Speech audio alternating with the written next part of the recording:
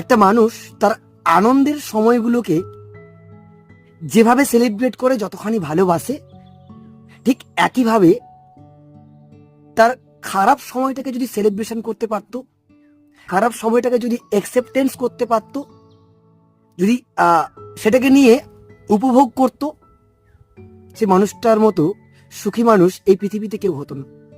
আসলে আমরা ভালো সময়টাকে যতটা ভালোবাসি, খারাপ সময়টাকে ততটা ভালোবাসি না। কারণ কি জানেন?